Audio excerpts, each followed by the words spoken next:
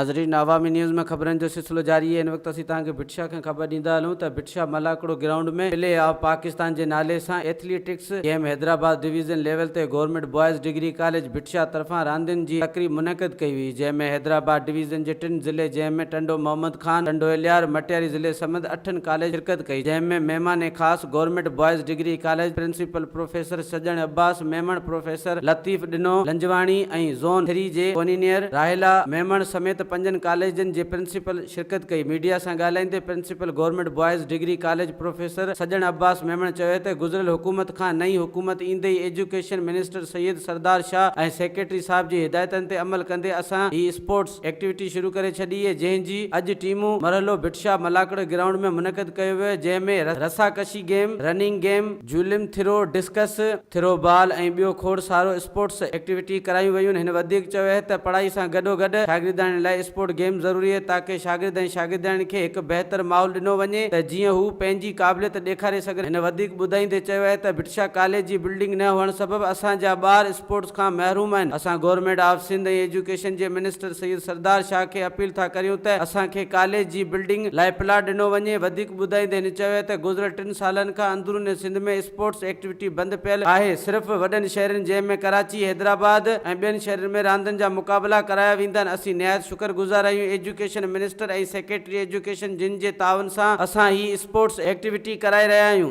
आख़िर में पोजीशन खणंदड़ में इनाम विराया विया। पहिरीं position government girls degree college Tando Mohammad Khan, ॿी position government degree college Saeedabad ऐं 3 position government girls degree college Hala खई आहे। वधीक ख़बरनि ऐं तफ़सील लाइ विज़िट कयो अवामी news Facebook page, YouTube page ऐं अवामी न्यूज़ वेबसाइट।